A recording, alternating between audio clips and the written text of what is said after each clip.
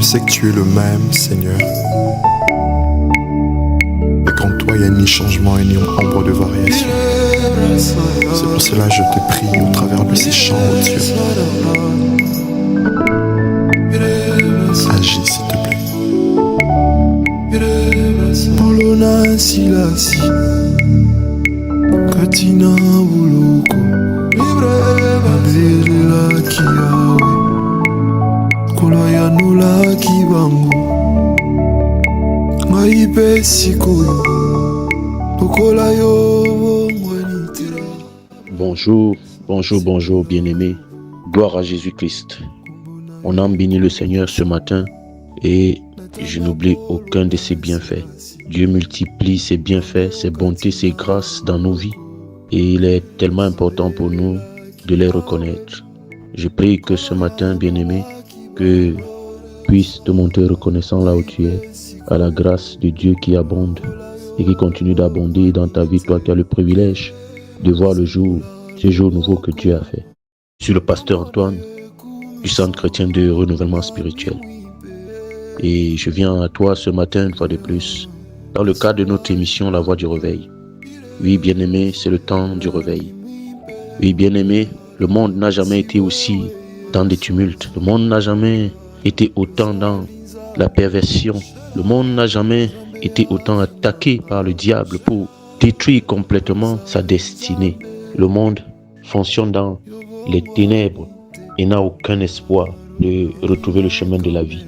Mais je viens ce matin t'apporter une fois de plus un message d'interpellation, mais surtout d'espoir, de savoir que oui, malgré l'épais nuage des ténèbres qui couvrent la terre, malgré l'obscurité qui couvre les nations, la gloire de Dieu se lève. La lumière de Dieu est perceptible dans la personne de Christ Jésus.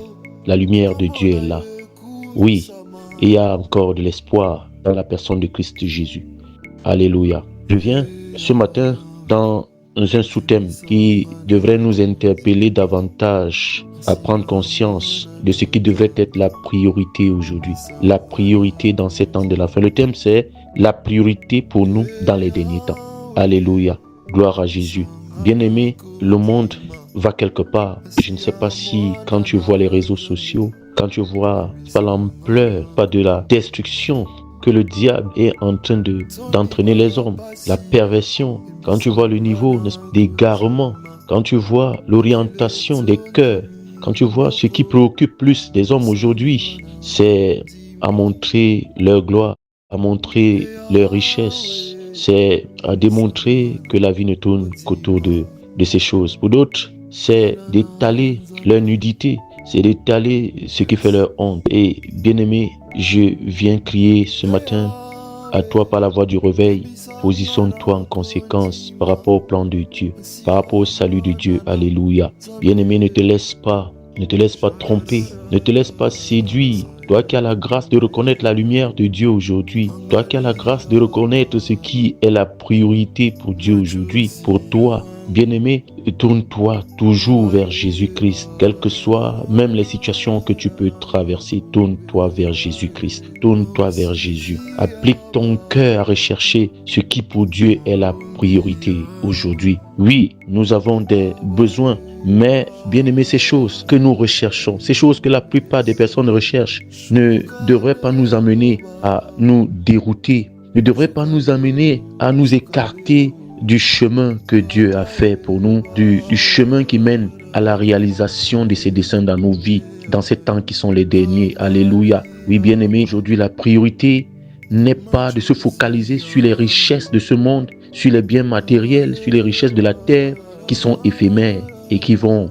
être détruites. Bien-aimé, c'est utile de rechercher aussi à être dans le bonheur, à être dans l'abondance, parce que le Seigneur a promis dans sa parole. Il le dit dans Jean au chapitre 10, au verset 10, il dit « Le voleur ne vient que pour dérober, il ne vient que pour égorger et détruire. » Il dit « Mais moi, Jésus, je suis venu, moi le bon berger. » Il dit « Je suis venu afin que mes brebis aient la vie et d'ailleurs qu'elles soient dans l'abondance. » C'est le projet de Dieu, c'est le plan de Dieu. C'est la vérité. Alléluia. Le Seigneur a tout prévu pour toi, toi qui m'écoutes. Le Seigneur a tout préparé pour ta gloire. afin de servir au dessein de Dieu, afin que tu sois un vase qui témoigne de la gloire de Dieu. Mais quelle est la priorité?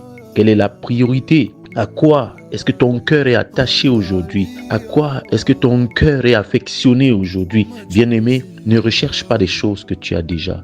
En Christ, tu as tout. La Bible dit dans aux Éphésiens au chapitre 1, il dit « Béni soit le Père de notre Seigneur Jésus qui nous a bénis de toutes sortes de bénédictions. » Dans les lieux célestes en Christ Jésus. En Christ, bien-aimé, tu es béni. Tu es béni de tout ce dont tu peux avoir besoin. Même si aujourd'hui, forcément, tu ne vois pas. Tu ne vois pas de la manière des hommes. Si tu ne vois pas aujourd'hui selon la vue humaine, si tu ne vois pas, n'est-ce pas, se manifester tout ce dont tu as besoin aujourd'hui, certainement, il y a une raison. Parce que Dieu fait toutes choses pour un but. Alléluia. Et pendant que tu es attaché à Dieu, pendant que tu t'attaches à Dieu, pendant que tu recherches ce qui pour Dieu est la priorité dans cette saison, laisse-moi te dire que la gloire de Dieu vient sur toi. Laisse-moi te dire que les desseins de Dieu sont prêts à s'accomplir dans ta vie. C'est une vérité. Ce que tu recherches aujourd'hui, bien-aimé, définis où tu vas te retrouver. Alléluia.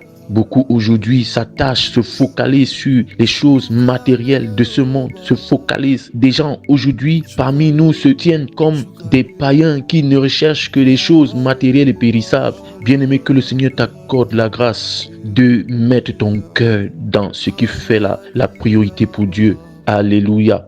Bien-aimé, je voudrais lire avec toi rapidement un passage dans Matthieu au chapitre 6 que tu connais certainement à partir du verset 25. La Bible dit, c'est pourquoi je vous dis, ne vous inquiétez pas pour votre vie, de ce que vous mangerez, ni pour votre corps, de quoi vous serez vêtus. La vie n'est-elle pas plus que la nourriture et le corps plus que le vêtement? Bien-aimé, voilà des choses sur lesquelles nous nous focalisons aujourd'hui, mais la Bible dit c'est la vie qui est plus que la nourriture. Et nous parlons de quelle vie? Jésus parle de quelle vie? Il parle de la vie éternelle qu'il faut rechercher en priorité, qu'il faut entretenir en priorité. Le verset 26 dit, regardez les oiseaux du ciel, ils ne sèment ni ne moissonnent, ils n'amassent rien dans les greniers et votre Père céleste les nourrit. Alléluia. Ne valez-vous pas beaucoup plus que qui de vous, par ses inquiétudes, peut ajouter une coudée à la durée de sa vie? Qui aujourd'hui peut, par ses inquiétudes, à se lamenter, à crier à Dieu, à supplier Dieu pour avoir ci, pour avoir ça, à mettre toute sa force, son énergie à amasser des richesses, à essayer d'avoir des grandes richesses, peut avoir la véritable joie, la véritable paix que Dieu donne? Qui, à force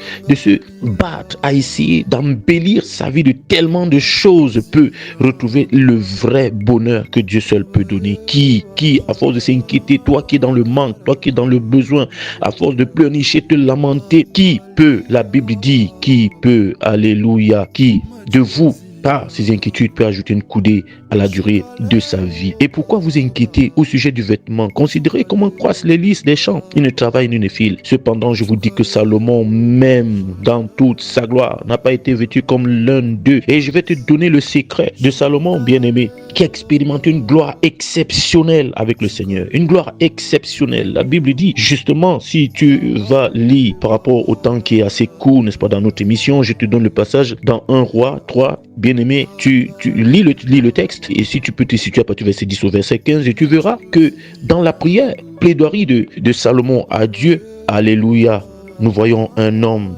qui a compris sur la pensée de Dieu. Et Salomon demande à Dieu la sagesse. Il aurait pu demander des richesses, il aurait pu demander la gloire, le pouvoir, mais Salomon a demandé la sagesse. Et c'est justement cette sagesse qui introduit dans la vie de Salomon le meilleur de la gloire de Dieu, du pouvoir de Dieu, de la puissance de Dieu. Alléluia. Oui, la sagesse, c'est le chemin, c'est la voie qui conduit à la gloire. La sagesse, c'est le chemin qui conduit au pouvoir. La sagesse, c'est le chemin qui conduit aux richesses. Alléluia. Oui, il a demandé la sagesse.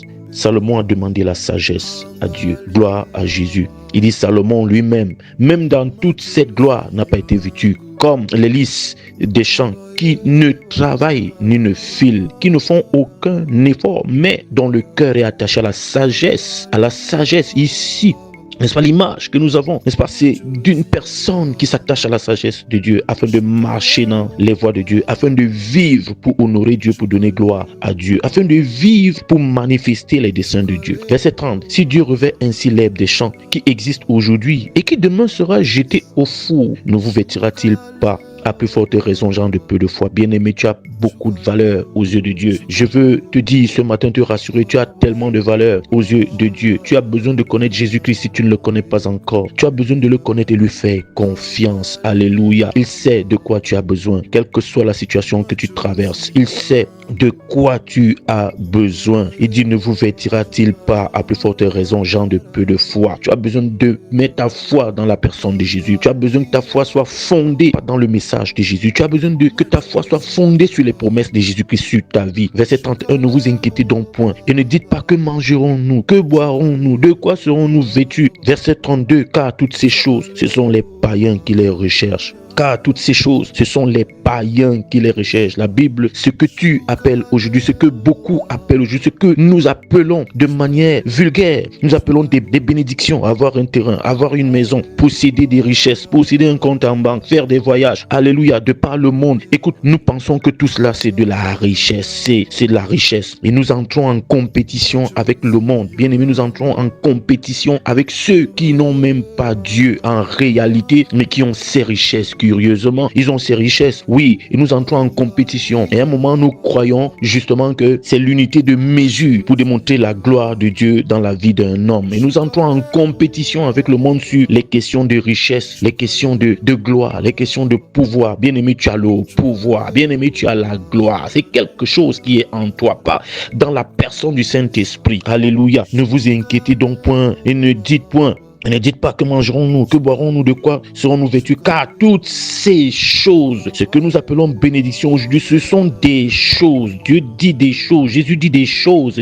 Ce sont les païens qui les recherchent. Votre Père Céleste sait que vous en avez besoin. Verset 33, recherchez premièrement le royaume et la justice de Dieu, et toutes ces choses vous seront données par-dessus. Recherchez premièrement, en priorité, le royaume de Dieu et la justice de Dieu. Nous comprenons ici que le royaume n'est pas forcément et littéralement tout ce qui est périssable, tout ce qui est factuel, tout ce qui est matériel, mais plutôt ce qui porte le caractère divin, ce qui renvoie au caractère de Dieu, aux valeurs de Dieu, à la nature de Dieu, à démontrer par la vie de Dieu sur la terre. S'ensuit tout ce qui participe du matériel. Bien-aimé, je viens t'encourager ce matin à te fonder sur la parole de Dieu, à te fonder sur les promesses de Dieu, à fonder ta foi sur les promesses de Dieu, et tu verras les richesses d'Égypte viendront à toi. Le pouvoir de l'Égypte fléchira le genou devant toi, devant le pouvoir de Christ qui est en toi. Gloire à Jésus. Le verset 34, ne vous inquiétez donc pas du lendemain, car le lendemain aura soin de lui-même. À chaque jour suffit sa peine. Le proverbe 2